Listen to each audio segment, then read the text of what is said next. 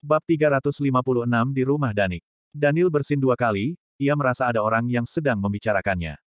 Jangan-jangan Tracy, wanita keparat itu, lah mengerutkan kening saat teringat tentang hal ini. Tuan Daniel, saya barusan mendapatkan kabar, Tuan Besar memerintahkan larangan keluarga Stanley bergerak. Ryan melapor. Sudah berusia 90 tahun lebih, cemosinya masih seperti itu. Daniel mengangkat alisnya, bagaimana keluarga Stanley mengusiknya. Informasi yang kudapatkan, Ibunda Stanley, Meghan, menunjukkan kekuatannya di restoran Istana Anak-anak, mengusik Tuan Besar. Setelah Ryan menceritakan alur ceritanya, ia menambahkan, sekarang, Tuan Besar membiarkan restoran itu dibuka gratis, yang sebelumnya harga tiket satu anak, satu orang dewasa, 3 juta, sekarang semuanya gratis. Benar-benar kekanak-kanakan. Daniel kehilangan kata-katanya, sudah begitu tua, masih seperti anak kecil. Semua orang mengatakan, anak-anak selalu anak-anak, orang tua dan anak-anak sebenarnya tidak ada bedanya. Ryan tersenyum, aku mendengar dari Paman Sanjaya, setelah dia mengenal ketiga anak itu, setiap hari dia tertawa senang, suasana hatinya selalu baik, ini juga merupakan hal yang baik. Hal baik. Daniel memelototinya dengan dingin, kamu merasa Tuan Besar dekat dengan anak-anaknya Victor, itu adalah hal yang baik. Bukan ilu maksudku. Ryan buru-buru meluruskan perkataannya, aku yang salah bicara. Raut wajah Daniel muram, ia meneguk segelas wine, lalu tiba-tiba bangkit, siapkan mobil. Baik, pada saat yang bersamaan, Tracy turun dari taksi, menurunkan topinya, mengenakan masker dan kacamata hitam, diam-diam masuk ke dalam restoran Istana Anak-anak. Terdapat banyak antrian orang tua membawa anaknya di depan pintu masuk, raut wajah setiap orang bahagia dan bersemangat. Tracy kebingungan, apa hari ini sedang ada diskon? Restoran ini begitu mahal, tidak disangka banyak orang yang mengantri masuk. Ia berjalan masuk, melihat begitu banyak orang tua menunggu di tempat peristirahatan, Merkil mengobrol dengan bahagia sembari menikmati makanan dan minuman yang tersedia. Dulu harga tiket di sini, satu anak dan satu orang dewasa seharga, 3 juta, anakku hanya sebulan sekali bisa makan di sini, sekarang semua makanan dapat dimakan gratis, aku akan datang ke sini setiap hari, hahaha, asteris. Kebetulan sekali kami hari ini main ke sini, saat mendapat kabar baik ini, kami jadi bisa menghemat, 3 juta, benar-benar beruntung. Betul, tapi sekarang semakin banyak orang yang tahu. Masih banyak orang tua yang mengantri di pintu masuk membawa anak-anaknya, menurutku nantinya pasti akan dibuat pembatasan pelanggan. Pastinya harus ada pembatasan, jika tidak peduli sebanyak apapun uang yang dimiliki pemilik restoran ini tetap tidak akan dapat menampung sebegitu banyak orang. Semakin banyak orang, maka kualitas pelayanannya akan semakin menurun. Sebenarnya pembatasan pelanggan juga menghemat biaya. Betul, tidak tahu orang lokal kaya mana yang membeli satu restoran anak ini, dan membukanya gratis untuk umum. Jika aku bisa bertemu dengannya, aku akan sangat berterima kasih padanya. Aku juga. Saat mendengar percakapan ini, Tracy sedikit bingung. Ia hanya pernah membawa anak-anaknya sekali ke restoran ini. Saat itu, ia dan Bibi Juni berdua, membeli 2 paket likci orang dewasa anak-anak dan sebuah tiket untuk anak-anak. Total ia menghabiskan uang 3,2 juta lebih, begitu menyakitkan. Kenapa sekarang gratis untuk umum? Tepat saat ia sedang ikrar menung, ia mendengar suara yang ia kenal, biarkan aku masuk, cucuku masih ada di dalam. La menoleh, ternyata Meghan. Tracy takut dikenali olehnya, ia dengan cepat bersembunyi di belakang figur karakter kartun, menjulurkan kepalanya melihat apa yang terjadi. Dengan cepat, staf restoran membawa Christian keluar dari tempat bermain, menyerahkannya ke Meghan dan pengawal keluarga Stanley.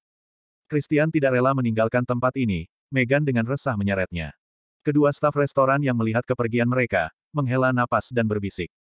Ibu dan istri keluarga Stanley begitu sombong dan suka mencerintah. Sebelumnya nenek itu datang dengan angkuh dan mereservasi seluruh tempat ini, ia juga mengusir anak-anak lainnya, anak-anak yang terusir menangis. Semua orang luar komplain dan marali besar. Kali ini, wanita sombong itu kembali datang ingin mereservasi restoran ini. Tapi, tidak disangkalah bertemu dengan orang besar yang lebih kuat, demi ketiga cucu kembarnya, Tuan Besar keluarga Daniel langsung membeli restoran Istana Anak-anak ini dan membukanya gratis untuk umum, ini baru sikap orang kaya yang sebenarnya. Bab 357 Tracy tercengang mendengar percakapan ini, demi ketiga cucu kembar, main beli restoran Istana Anak-anak ini. Apakah mereka sedang membicarakan ketiga anaknya? Kakek, aku lapar. Suara menggemaskan Carla terdengar, Tracy langsung mengalihkan pandangannya. Satu tangan Tuan Besar menggandeng Carla, satu tangan lainnya menggandeng Carlos. Sanjaya mendorong kursi rodanya Ciurles, mereka keluar dari tempat bermain, belasan pelayan mengikuti mereka dari samping membawa mereka Incinasuki restoran. Demi tidak mengganggu kenyamanan teman-teman kecil lainnya bermain, pengawal keluarga Danik berjagi di luar, tidak ikut masuk. Saat melihat kejadian ini, orang-orang yang sedang berada di tempat peristirahatan langsung bertanya ke pelayan, apakah kakek itu yang membeli seluruh restoran ini? Betul, dia. Pelayan tersenyum menganggukkan kepala, dia dari keluarga Danichi, kami semua memanggilnya Tuan Besar. Tuan Besar ini benar-benar orang yang baik. Beberapa dari mereka berjalan dengan penuh semangat dan berteriak, Tuan Besar, terima kasih. Terima kasih untuk dua tuan muda dan Nona Mucha, kalian sudah membuka gratis restoran ini.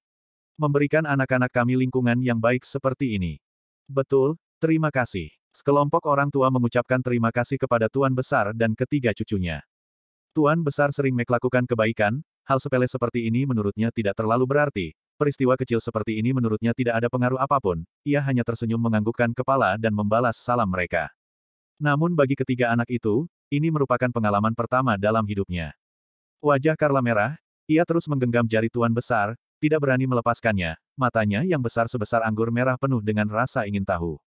Charles lebih berani daripada Carla, ia tersenyum melambaikan tangan menyapa mereka, dan membalas dengan sepatah kata, sama Suna. Carlos, meskipun ia menganggukkan kepala dengan sopan, namun sepatah kata pun tidak ucapkan, seolah-olah menurutnya semua ini adalah hal yang biasa baginya. Tuan Besar sangat puas akan sikap ketiga anak ini, meskipun usia mereka masih kecil, tidak pernah menghadapi peristiwa besar, namun saat menghadapinya, mereka terlihat tenang. Ia dapat melihat bahwa Carlos adalah seorang anak yang memiliki cita-cita dan penuh dengan aspirasi, ia bahkan berimajinasi di dalam pikirannya, jika mereka benar-benar adalah cucunya, ia akan membiarkan Carlos mengambil alih grup Wollens. Membiarkan Charles melakukan apa yang disukainya. Lalu Carla, tidak peduli berapapun usianya, ia tetaplah putri kecil mereka. Seluruh pria di dalam keluarga mereka akan terus melindunginya, membuatnya bahagia seumur hidupnya. Tracy yang melihat ini semua dari kejauhan, hatinya tersentuh. Sejak ketiga anak ini lahir sampai sekarang, ia belum pernah membawa mereka menghadapi peristiwa besar apapun, dan tidak pernah juga terpikir olehnya untuk mengajarkan mereka cara menghadapinya.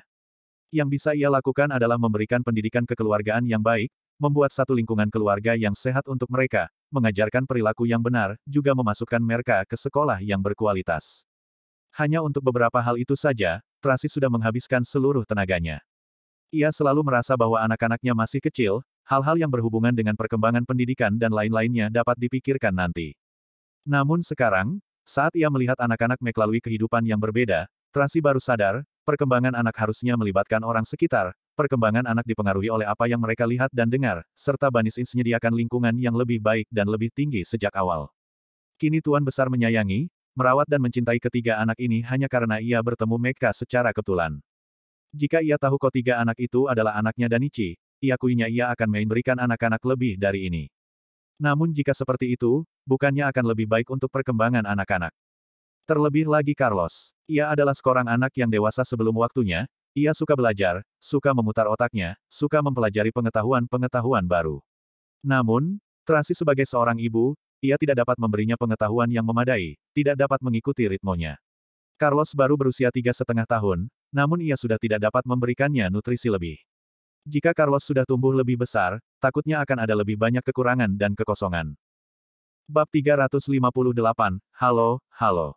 Sapaan pelayan menyadarkan Tracy dari lamunannya. Tracy secepatnya kembali ke alam sadarnya, ia menoleh dan terkejut, ternyata figur karakter kartun yang ia gunakan untuk tempat bersembunyi adalah seorang pelayan yang didandani sekarang pelayan itu sudah pergi. La masih termenung di sana. Pelayan di sampingnya mengira sesuatu terjadi padanya, ia dengan cepat menghampirinya dan bertanya, apakah Anda baik-baik saja? Aku tidak apa-apa. Tracy buru-buru menjawab, ia menoleh ke belakang, Tuan Besar telah membawa masuk ketiga anaknya ke dalam restoran. Carlos menatap ke arahnya, tepat sekali bertatapan dengannya. Carlos selalu melambaikan tangannya dan berjalan masuk bersama dengan Tuan Besar.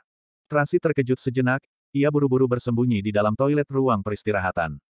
La sudah berdandan sampai seperti ini, Carlos masih bisa mengenalinya, layak disebut sebagai anaknya. Namun, untung saja yang melihatnya adalah Carlos. Anak itu dewasa dan bijaksana, ia tidak akan membongkar rahasianya. La membasuh wajahnya, menatap ke kaca sambil menghela napas, sebelumnya ia pernah sekali membawa anak-anak datang ke sini, di hari ulang tahun mereka, ia datang dengan gigi terkatup dan hati yang penuh dengan kebencian. Karena Tuan Besar tidak ingin ketiga cucunya diusik oleh Meghan, ia langsung membeli seluruh restoran istana anak-anak dan ia juga membukanya gratis untuk umum. Membuat anak-anak mendapatkan perhatian dan perlindungan penuh. Jika dibandingkan, dia sebagai seorang ibu benar-benar terlihat tidak berguna. Tuan Daniel, Tuan Besar dan anak-anak sudah masuk ke restoran. Tiba-tiba, terdengar suara yang tidak asing dari luar. Rian, Tracy tertegun, ia buru-buru mengenakan topi, kacamata hitam dan maskernya, bersembunyi di pintu keluar sambil melirik keluar. Benar saja, Daniel keluar dari toilet, lalu berjalan lurus masuk ke restoran. Mungkin agar tidak terlihat kaya, ia kali ini hanya membawa 2 orang pengikut lainnya, selain Rian. Namun, walaupun ia seperti ini, ia tetap menjadi pusat perhatian semua orang. Baru saja ia berjalan keluar, aura keangkuhannya menarik perhatian banyak mami muda, menyebabkan seluruh ruangan penuh dengan teriakan kekaguman. Astaga, siapa artis ini? Sangat tampan, sangat keren. Apa dia ayah dari ketiga malaikat kecil itu? Sedikit mirip. Harusnya memang satu keluarga, Tuan Besar dan dia sangat mirip, begitu juga dengan ketiga anak itu.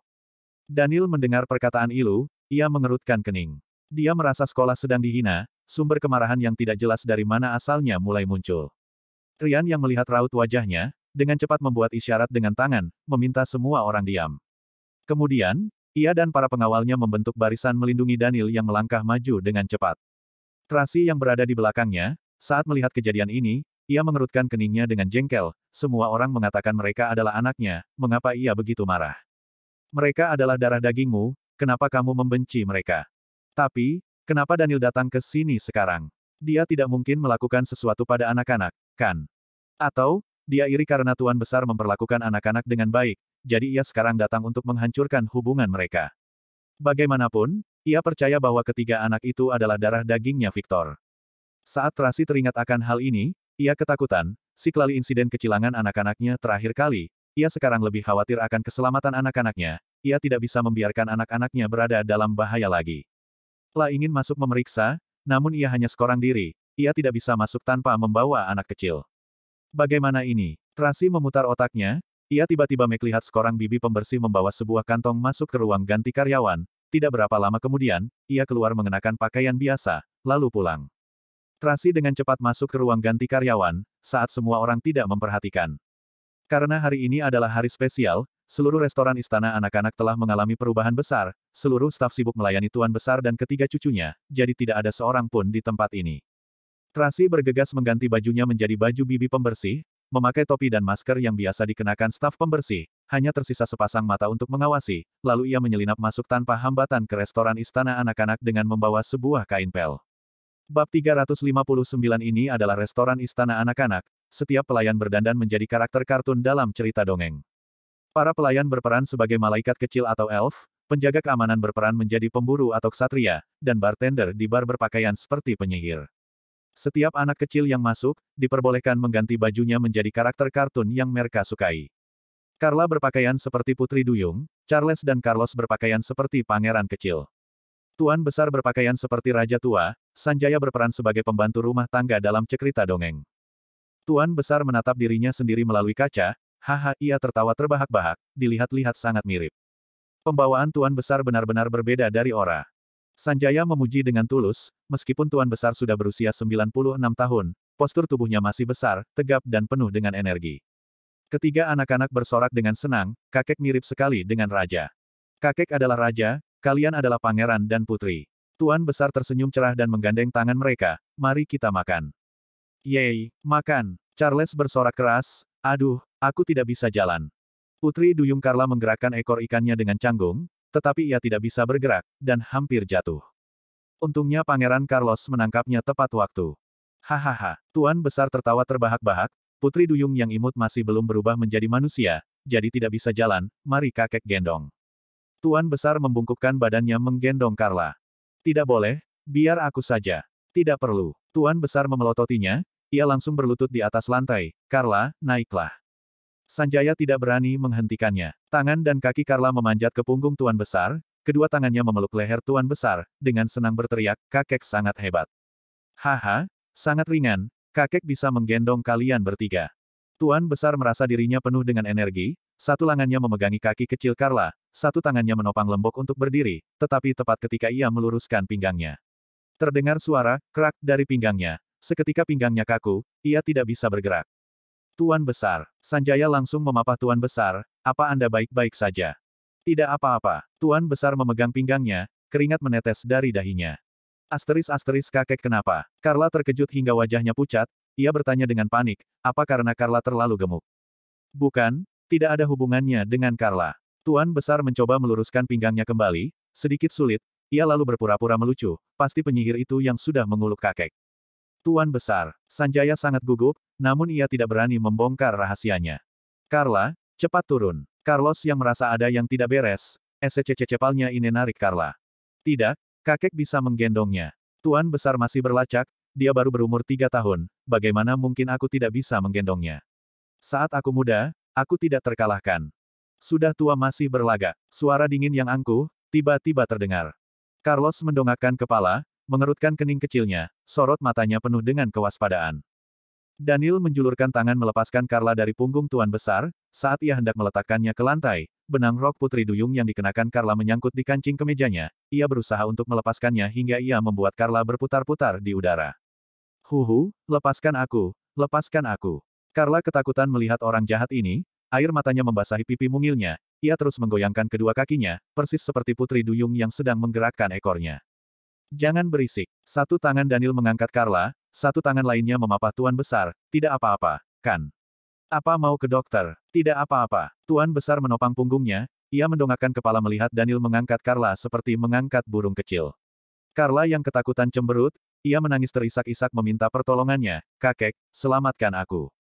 Hari Tuan Besar dalam sekejap terasa sakit, ia menempeleng kepala Daniel, anak jahat, lepaskan dia. Bab 360 Daniel terdiam, sebenarnya siapa cucu kandung dari laki-laki tua ini? Daniel tidak banyak bicara, dia langsung melepaskan tangannya. Carla berteriak, hampir saja dia jatuh ke lantai. Tetapi roknya tersangkut di lengan baju Daniel, jatuh dengan perlahan.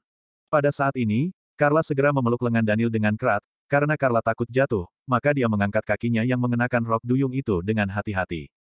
Tingkah lakunya sangat lucu. Daniel mengangkat sudut bibirnya dan menatapnya dengan tatapan lucu, tingkah lakunya yang bodoh sangat mirip dengan Tracy. Dia mengangkat Carla dan menaruhnya di atas bahunya, meluruskan pantat kecilnya supaya tidak jatuh. Karena Carla takut jatuh, maka dia menarik rambut Daniel dengan kedua tangannya. Daniel mengerutkan kening, dan wajahnya muram, kenapa menarik rambutku? Aku takut ketinggian, jawab Carla dengan suaranya yang imut dan gemetar. Bocah tengik, kenapa memangnya jika Carla menarik rambutmu? Tuan Besar mendengar Carla menangis, kemudian dia buru-buru berkata, tidak apa-apa, supaya bisa tumbuh tinggi, seorang anak tidak boleh takut ketinggian, kan? Wajah Daniel diselimuti tampang yang sadis, dia menatap Carla dengan dingin. Carla mengerutkan bibir kecilnya, air mata mulai keluar dari matanya, kemudian, dia menangis dengan kencang. Pada saat ini, Tracy yang menyamar menjadi tukang bersih-bersih baru saja menyelinap masuk ke dalam restoran, ketika dia mendengar suara Carla menangis, dia langsung menoleh. Carla benar-benar duduk di atas bahu Daniel, dan Daniel menatapnya dengan sinis. Di dalam benak Tracy, ia hanya dapat berpikir baliwa iblis sedang menindas Carla. Tracy langsung mengambil kain pel dan pergi menghampirinya. Carla, melihat adiknya menangis, Carlos segera menghampiri dan berteriak dengan marah kepada Daniel, lepaskan adikku. Bajingan, lepaskan Carla. Charles bergegas maju dengan kursi rodanya, mengangkat tinjunya dan menatap Daniel dengan tatapan galak. Bocah tengik, kamu membuat Carla ketakutan. Tuan Besar bergegas ingin memeluk Carla, tapi sakit pinggangnya kambuh lagi. Tuan Besar, Anda jangan terbawa cemosi. Sanjaya bergegas memapahnya. Kau ini sudah tidak muda lagi, jadi jangan belaga kuat. Demi kakeknya, Daniel berhenti melawan, dan membiarkan Carla menarik rambutnya, kemudian dia menatap Carlos dan Charles dengan dingin, dan berjalan ke meja makan. Kebetulan berpapasan dengan Tracy yang sedang bergegas ke arah Linya, Tracy ketakutan sehingga dia buru-buru mengambil kain pel dan melarikan diri. Hei, lepaskan adikku. Carlos mengikuti di belakang dan berteriak dengan cemas. Carla. Charles mencoba menyusul dengan kursi rodanya. Jangan takut, ada aku di sini. Dia tidak akan berani melakukan apapun pada Carla. Tuan Besar bergegas meyakinkan mereka dan berbisik kepada Sanjaya, kenapa kamu hanya diam saja? Papa aku ke sana. Baik, Sanjaya memapah Tuan Besar pergi mengejar mereka. Pengawal mendorong Charles dan mengikuti dari belakang. Daniel berjalan ke meja panjang di samping jendela, dan ini mengulurkan tangan untuk menurunkan Carla, tapi karena Carla takut, dia terus menarik rambutnya dan tidak mau melepaskannya. Daniel menariknya, tapi Carla menarik rambutnya lebih kencang lagi, dan tubuh kecilnya yang gemuk gemetaran. Tidak mau turun. Daniel mengangkat alisnya dan menatapnya. Carla mengerutkan bibir kecilnya, matanya dipenuhi air mata, dan dia hampir menangis lagi. Jangan menangis. Daniel buru-buru membujuknya dan berkata, kalau kamu masih mau duduk di sana, duduk saja. Carla berhenti menangis, tapi dia masih mengerutkan bibir kecilnya dan menatapnya dengan mata yang dipenuhi air mata. Dahi Danik berkeringat, dia tidak bisa berkata apa-apa, makhluk inacam apa ini, udah bisa dipukul, tidak bisa dirahi, hanya bicara beberapa kalimat saja bisa ketakutan dan menangis. Apa dirinya benar-benar semenakutkan itu? Bab 361. Daniel tidak berani mengganggu Carla lagi, dia membiarkannya duduk di atas bahunya. Kemudian dia menarik kursi dan duduk. Pada saat ini, Carlos yang mengejarnya di belakang melihat Daniel tidak melukai Carla, dan dengan hati-hati dia membujuk Carla, kemudian perlahan Carla mulai tenang. Daniel mematap Carlos dan dia berkata kepada Carlos seperti seorang teman, sampai kapan kamu akan membiarkan adikinu duduk di bahuku? Carlos tertegun sejenak, dan buru-buru melangkah maju untuk membantu Carla turun. Carla, ayo cepat turun. Ketika Carla melihat kakaknya datang, dia akhirnya sudah tidak terlalu takut lagi, dan dengan hati-hati dia turun dari atas bahu Danik. Ryan segera melangkah maju dan memegang tangan Carla, dia menggendongnya turun dan bersiap untuk meletakkannya di kursi sebelah Daniel. Tidak, aku tidak mau duduk di sampingnya, Carla berteriak sebelum dia turun. Oke, oke. Ryan kemudian menggendongnya dan meletakkannya ke kursi di seberangnya, di sini boleh. Iya, Carla mengerutkan bibir kecilnya dan menganggukkan kepalanya. Ryan dengan hati-hati menempatkannya di kursi, seperti sedang memegang sepotong kaca yang rapuh. Setelah meletakkannya dan melihatnya duduk dengan tenang, dia menghela napas panjang, seolah-olah dia sudah menyelesaikan masalah besar. Dan tetap melindunginya dengan tangannya, takut dia terjatuh dari kursi. Carla, kamu tidak apa-apa, kan? Carlos bertanya dengan penuh perhatian. Tidak apa-apa. Carla menggelengkan kepalanya, dia merasa seperti ada sesuatu di tangannya, lalu dia mengangkat kedua tangannya, dan ternyata di tangannya terdapat sehelai rambut. Carla memandang Daniel, dia ingin mengangkat rambut yang ada di tangannya dan bertanya, apa ini rambutmu? Dia bertanya dengan polos dan tanpa rasa bersalah. Bibir Ryan berkedut beberapa kali, dia hampir mati karena kelakuan Carla. Carlos melihat rambut di telapak tangan Carla, kemudian dia melihat Daniel, dan dia menjadi sedikit takut. Kali ini, mereka yang telah berbuat kesalahan. Daniel melihat rambut di telapak tangan Carla, dan wajahnya langsung menjadi muram. Sudah sebesar itu, siapa yang berani duduk di atas bahunya? Siapa yang berani menarik rambutnya dan duduk di atas bahunya? Siapa yang berani duduk di atas bahunya dan menarik rambutnya sampai rontok? Hanya gadis kecil gemuk yang berada di hadapannya ini. Tidak jauh dari sana, Tracy yang menyaksikan semua itu, mulai merasa takut dan cemas. Ini tidak baik, bagaimana bisa Carla duduk di atas bahu si iblis itu? Dan menarik rambutnya. Gawat, gawat, iblis mulai marali. Ada apa? Pada saat itu Tuan Besar datang, dia melihat rambut di tangan Carla dan melihat wajah Daniel yang muram, dia terbatuk 2 kali, kemudian dia menghiburnya dengan berkata, rambutmu sangat banyak, rontok beberapa helai tidak masalah. Daniel menyipitkan matanya dan menatap Tuan Besar dengan tatapan tidak percaya, kemudian bertanya, apa kamu benar-benar kacek kandungku? Omong kosong. Tuan Besar memelototinya, lantas, apa kamu akan membuat perhitungan dengan ketiga anak itu? Amarah Daniel mulai bergejolak, ekspresi wajahnya tidak dapat dikendalikan lagi. Maaf. Carla berkata dengan suaranya yang inut dan meminta maaf dengan hati-hati, aku tidak sengaja. Daniel menatapnya dengan dingin, jelas ingin marah, tetapi tampaknya amarahnya dapat diredakan oleh tatapan Carla yang lembut, akhirnya dia tidak bisa melampiaskan amarahnya. Rasanya sangat memalukan. Pada saat ini, pelayan mulai menyajikan makanan, meletakkan beberapa makanan ringan yang cantik di atas meja, serta berbagai macam minuman. Carla mengambil marshmallow berwarna merah muda dan dengan tulus memberikannya pada Daniel, untukmu, jangan marah ya. Daniel menatap ke arahnya, tetapi alih-alih mengambilnya, dia malah minum anggur yang ada di depannya. Carla berdiri, dia bersandar di meja makan, dan menyerahkan marshmallow kepada Daniel lagi, cucu besar, maafkan aku, jangan marah, bersambung.